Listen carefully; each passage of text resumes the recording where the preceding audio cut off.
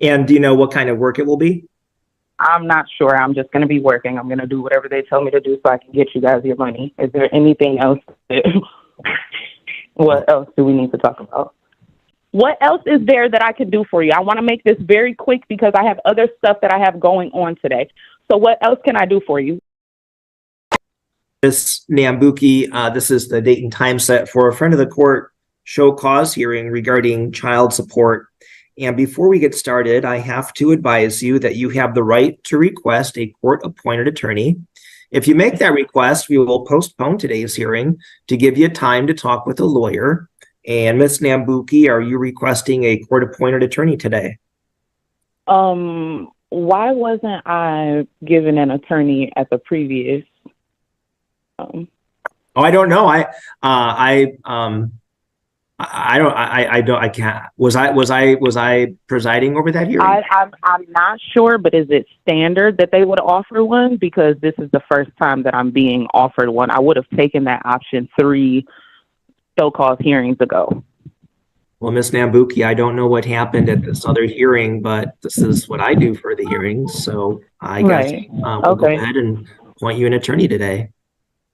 I guess I don't, since it's so, I'm trying to get it taken care of and rectified now. So I think having an attorney this late into it wouldn't necessarily be beneficial. Okay, very well then. Ms. Mullen, please call the case. Thank you. This is a matter of Nicholas Otto versus Danielle Nambuki, docket number 2012-00-9319DS. This hearing is adjourned last from September 14th to today's date and time. Ms. Nambuki indicated manifest hardship, and she was to provide proof of such within 14 days. We did receive some medical documentation for the course review, and also she was to contact friend of the court regarding family support court, which I believe looks like there was attempts made back in October around the 23rd, there wasn't an 25th. attempt. There wasn't an attempt. I actually did make contact with Mr. Green or whatever his name is. There was Mr. no Greenman? attempt. I made contact with him. Yes, I made contact with him. Did he note that he spoke with me and what we discussed? No, it was just an indication there was a message left, ma'am. So I don't know what. No, we spoke on multiple occasions. So is that a way of like sabotaging this or something, saying that I only left a message when I spoke with him on multiple occasions? Ms. Nambuki, Yeah. If you believe that something, I don't know, unethical or wrong is happening, you have a way to file a complaint with the friend of the court. You can go on the friend of the court website to access those documents. But at this point, this is really not the place to address those types of complaints. Do you understand? Yeah, well, if that's not a fact, if you're telling me that I only made contact and I know, and the man knows that I've made more than contact over a voicemail, then that's wrong. And I'm going to let you know that that's wrong because you said that this is recorded and you know what I'm saying? So that's not a fact. So I'm definitely going to call that out and address that that's not the fact, which is what I did. I let you know that that's not a fact. I spoke with the man on multiple occasions. I guess, Ms. Nambuki, isn't it kind of like how can you prove that you're right, and how can Ms. Mullen prove that she's right? Do you see my dilemma here? How can either one of you prove at this point that you're right? That's the heart of courtroom order versus chaos. The judge is saying it plainly. Feelings don't prove facts. She claims sabotage, but when asked to produce evidence, she collapses into accusations. This is the frame collapse when your entire case leans on, they know I called, instead of documentation. Discipline means keeping receipts, not just memories. The court only honors what can be proven, not what can be felt. Would you trust someone who can't separate complaint from evidence? Frame collapse confirmed. Facts, crushed feelings. Discipline crushed drama. Do you see what I'm saying? I mean, you right? I mean, it's kind of. No. She said. She said. What do I know? I'm sorry. Right. What? So who am I and what do I know? So you're right. Go ahead. You can finish whatever you were saying. Okay. So I think that Ms. Mullen was just describing the details of the case. So you may continue. I may continue, Your Honor? Sure. Oh, okay, I'm sorry. Thank you. So yes, there was noted contact or messages left between Miss Nambuki and Mr. Greenman. The current balance owed on this account, and I don't see that there's been a joining of family support court, but that's the only information I know, is $2,684.62, of which $2,432.56 is owed in child support to Mr. Otto. Medical support owed to the state is currently $192.67, and then there are fees. There was prior enforcement back in 2017. And as far as payments on the account in the past year, in July of this year, $100 was paid by Miss Nambuki. And September of this year, $140 was paid on the account. Okay, thank you. One moment.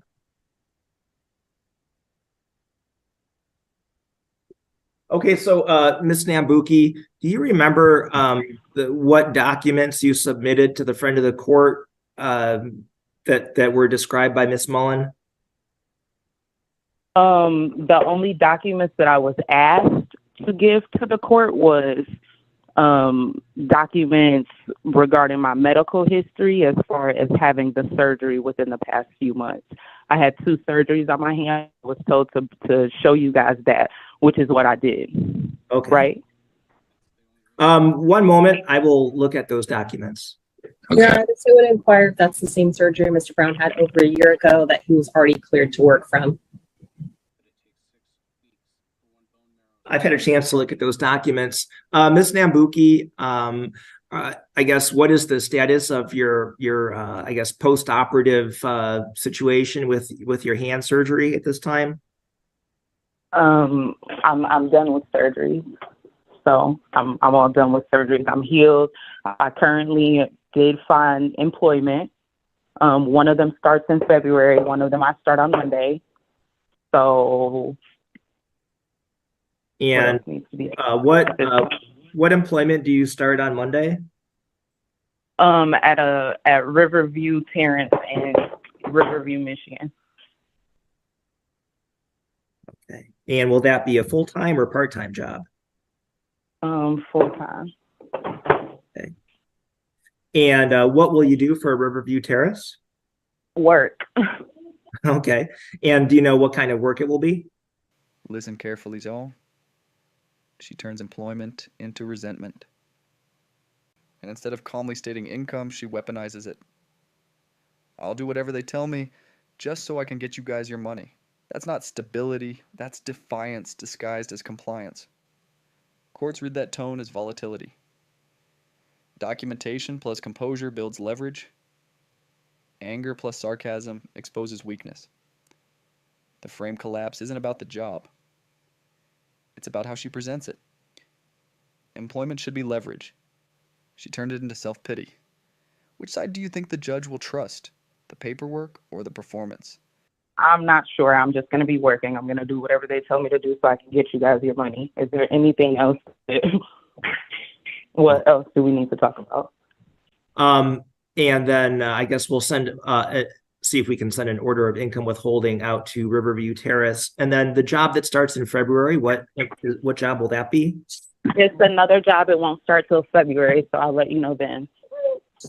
If it doesn't start till February, there's no point in really discussing or addressing that now. So we can talk about the job that I am starting on Monday, because that will be effective as of Monday, not February. All right. And Ms. Nambuki, I guess, as far as your current situation financially, what is your housing situation? I have a home. I have a home. I have a place to live. Why does that have anything to do with me paying child support? Smith versus Smith 155 Mishap 752 requires the court to examine the payer's employment history, education and skills, work opportunities, diligence in seeking employment, defendant's personal history, including present means of support, assets, health and physical ability to obtain employment, and availability for work. So I'm asking these questions because I'm required to by the law. As far as any kind of outstanding bills, I mean, are you current on your bills or other situations? No, I had to, in the past year and a half, I've had to bury both of my parents. by myself financially. So no, I'm not. I have credit card debt. I have debt. What does this have to do? I don't understand. I'm going to pay the child support, okay? I start my job on Monday. It's crazy how you guys are so pressed and so intent on making me pay money for a child that my baby father does not give me. I'm entitled to rights as a parent, and you guys never address that. I've sent letters during the pandemic to address it. I've never received any information back from your guys on your end. But you guys are calling me, asking me for money. I've been calling and asking for my child. You guys allow this man to dictate and determine when he's going to allow me to be a parent. You guys allow him to do that. And now it's been taken too far. This has been gone all over years of you guys allowing him to do it. And you think that it's okay. He thinks that it's okay. And now it's to the point of no return.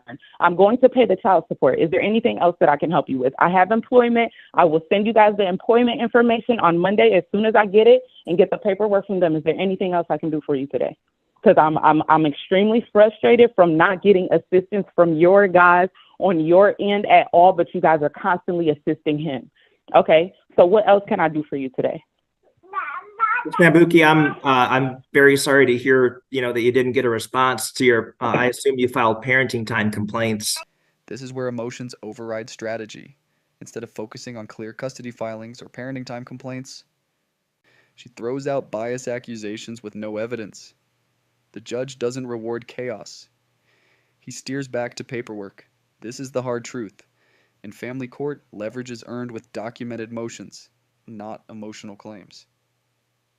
When you yell racist without filings, the frame collapses. Order beats accusations. Documentation beats despair. Would you side with the parent filing motions or the one venting without proof? The court rewarded order, not excuses. Right. Multiple times. I have not seen my son in 3 years. My son has a room at my house. Wherever I live, my child has a room. So, I would encourage you. So you guys do your job. I'm convinced that this is biased. I'm convinced that it's racist. I'm convinced you guys, because it's crazy. I'm black and I don't get any assistance from you guys, and he's white and he gets all the assistance. Okay. So that's where I'm having the issue and the frustration, because over years I have not gotten any assistance from you guys at all. But you guys are constantly calling me about child support. He wants him so bad, and he wants to keep him from me so bad. So why do I have to dish out money if this is what he's deciding? This is not me saying I don't want to take care of him. I don't want to have physical custody. I don't want him here with me. This is his doing. And you guys are forcing me to give money after he's saying that he doesn't want me to have him? So what am I paying for? So at this point, what else is there that I can do for you? I want to make this very quick because I have other stuff that I have going on today.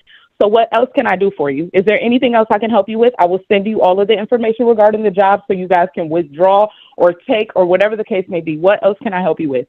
Because I am frustrated. I'm at my wit's end. This is tiring.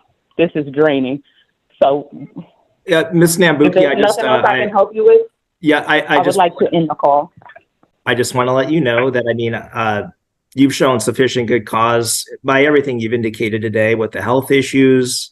You've made a diligent attempt to get the job that you're going to be starting. And you've indicated that you're going to provide information regarding that job. And you've shown that you've had, certainly a lot of debt because of the tragedies that you've experienced this year. And I'm sorry for all those reasons. Of course, you're not in contempt today. And I'm very sorry, for the stress that you're under. I can tell that you're stressed. I do hope that you will at least try to file some more parenting time complaints. Please don't give up on that. So what is the point in me keep doing it and taking the time to do what I'm supposed to do on my end to not get anything from it? What is the point in me doing that? At this point, there is no point. There's no purpose. You guys don't help me. You guys do not assist. Okay? So what's the point? Can we please just end the call at this point? There's nothing else that we need to talk about. I told you I would pay. I'm done with the call. Yeah, Ms. Nambuki and Mr. Otto, I've made my findings, so we can end the call. Okay, thank you. The order to show cause is dismissed. Thank you. Thank you. At the end, the judge gives her grace, not contempt. He acknowledges her medical hardship, employment efforts, and financial strain. But he also makes it clear, pay or face jail. Discipline bought her a temporary pass. Excuses won't save her next round. She raged, but leverage stayed with the court. He walked out with enforcement intact. She walked out exposed. This wasn't negotiation. It was a reckoning. Do you think she'll turn discipline into leverage next time, or collapse again into chaos? Thanks for watching. Like, comment, and subscribe for more courtroom breakdowns.